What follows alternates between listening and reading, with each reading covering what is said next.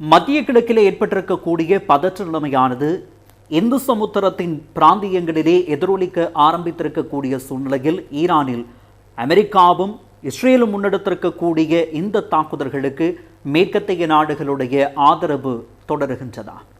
இந்த கேள்விக்கு பிரதான காரணம் பிரித்தானியாவின் நிலைப்பாடு. இந்த போரிலே நேரடியாக தலையீடு செய்யப் போவது இல்லை என பிரித்தானிய பிரதமர் கேர் ஸ்டேர்மர் தெரிவிக்கின்றார்.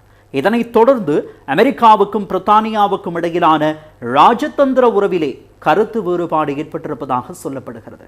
அது தொடர்பில் விரிவாக பார்ப்போம். அமெரிக்காவும் இஸ்ரேலும் இணைந்து ஈரானுக்கு எதிராக நடத்தும் தாக்குதல்களுக்கு தமது ராணுவ தளங்களை பயன்படுத்த அனுமதிக்கப் போவதில்லை என பிரித்தானியா உத்தியோகபூர்வமாக அறிவித்துள்ளது.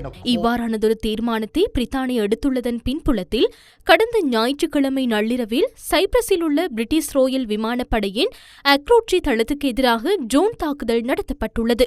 இந்த தாக்குதலில் உயிர் சேதங்கள் எதுவும் பதிவாகவில்லை. எனினும் பாதுகாப்பு காரணங்களால் அந்த தளத்தின் ஒரு பகுதியிலிருந்து வெளியேற வேண்டிய நிலைமை பிரித்தானியாவுக்கு ஏற்பட்டது. அதன் பின்னர் கடந்த திங்கட்கிழமை மீண்டும் நடத்தப்பட்ட மற்றொரு ட்ரோன் தாக்குதல் முறியடிக்கப்பட்டதுடன் தாக்குதல் நடத்திய ட்ரோன்களும் தாக்கி அழிக்கப்பட்டதாக பிரித்தானியா தெரிவித்தது. ஈரான் லெபனானில் செயற்படும் ஹிஸ்புல்லா அமைப்பே இந்த தாக்குதலுக்கு காரணம் என அமெரிக்காவும் இஸ்ரேலும் குற்றஞ்சாட்டின. எனினும் தாக்குதல் நடத்திய ட்ரோன்கள் ஈரானிலிருந்து வருகை தரவில்லை என பிரித்தானிய பாதுகாப்பு அமைச்சு அறிக்கையொன்றினூடாக நேற்று உறுதிப்படுத்தியது. மேற்கோள் ஆரம்பம். மார்ச் மாதம் 2ஆம் தேதி நள்ளிரவில் பிரிட்டிஷ் ரோயல் விமானப்படையின் அக்ரோட்ரி தளத்துக்கு எதிராக செலுத்தப்பட்ட ஷாஹித் வகை ட்ரோன்களை ஒத்த ட்ரோன்கள் ஈரானிலிருந்து ஏவப்படவில்லை என்பதை பாதுகாப்பு அமைச்சினால் உறுதிப்படுத்த முடியும். மேற்கோள் நிறைவு. இந்த தாக்குதலின் பின்னர் பிரித்தானிய பிரதமர் கியர் ஸ்டாமர் பாராளுமன்றத்தில் உரையாற்றியதுடன் ஈராக்கின் நிலைமையை கருத்திற்கொண்டு பிரித்தானியாவின் தேசிய நலன்களுக்கு முன்னுரிமை வழங்குவதாக தெரிவித்தார். மோதல்களில் பங்கேற்காமல் இருப்பதற்கு எடுத்த தீர்மானம் தொடர்பில் அமெரிக்க ஜனாதிபதி தனது அதிருப்தியை வெளியிட்டிருக்கின்றார். எனினும் பிரித்தானிய நலன்களுக்கு முன்னுரிமை வழங்குவது எனது கடமையாகும். அதனையே செய்கின்றேன். எனது இந்த தீர்மானத்தில் எவ்வித மாற்றமும் இல்லை. இதனிடையே சைப்ரஸ் தீவின் பாதுகாப்புக்காக தமது கடற்படையை அனுப்ப இத்தாலி, ஸ்பெயின், பிரான்ஸ், நெதர்லாந்து ஆகிய நாடுகள் தயாராக உள்ளதாக சர்வதேச ஊடகங்கள் செய்தி வெளியிட்டுள்ளன. இந்த நாடுகள் அனைத்தும் அமெரிக்க ஜனாதிபதியின் போர் முயற்சிகளுக்கு ஆதரவளிக்கப் போவதில்லை என இதற்கு முன்னர் அறிவித்திருந்தன. இத்தாலியும் பிரான்சும் அமெரிக்காவுக்கு ஆதரவளிக்கப் போவதில்லை என அறிவித்துள்ளதுடன் வளைகுடா பிராந்தியத்தில் உள்ள தமது நண்பர்களுக்கு ஆதரவளிக்கப் போவதில்லை என வலியுறுத்தியிருந்தன. இதற்கு முன்னர் ஸ்பெயின் தமது ராணுவ தளங்களை வழங்கப் போவதில்லை என அறிவித்திருந்தது.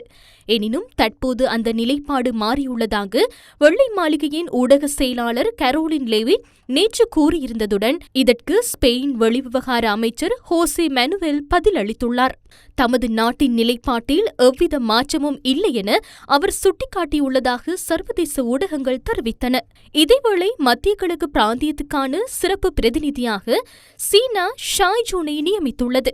எதிர்வரும் சில நாட்களில் அவர் மத்திய கிழக்கு நாடுகளுக்கு விஜயம் செய்யவுள்ளார். Russia, Iran, Oman, France, Israel, Saudi Arabia, ஐக்கிய அரபு ராச்சியம் உள்ளிட்ட நாடுகளின் வெளிவிவகார அமைச்சர்களுடன் சீன வெளிவிவகார அமைச்சர் வாங்கி தொலைபேசியூடாக கலந்துரையாடியதாக சீன வெளிவிவகார அமைச்சின் பேச்சாளர் மாவோ நிங் தெரிவித்தார். இந்த ஒவ்வொரு தொலைபேசி உரையாடலிலும் மோதல் மேலும் தீவிரமடையக்கூடாது எனவும் சர்வதேச உறவுகளில் ஒருதலைப்பட்ச அதிகாரத்தை பயன்படுத்துவதை நிராகரிக்க வேண்டும் எனவும் சீன வெளிவிவகார அமைச்சர் வலியுறுத்தியுள்ளார். இவ்வாறான நிலையில் அமெரிக்காவும் இஸ்ரேலும் அனைத்து அரபு நாடுகளையும் போருக்குள் இழுக்க முயற்சிப்பதாகவும் அது சிலரின் அரசியல் தேவைக்காக மாத்திரமே நடைபெறுவதாகவும் ரஷ்யா இன்று குற்றஞ்சாட்டியது.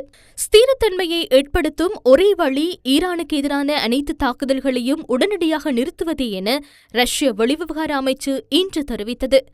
மத்திய கிழக்கு பிராந்தியத்தில் நடைபெறும் மோதல்கள் மிகவும் கடுமையானவை எனவும் அவை பல துறைகளில் தாக்கத்தை ஏற்படுத்தக்கூடும் எனவும் சர்வதேச நாணய நிதியம் இன்று எச்சரிக்கை விடுத்தது.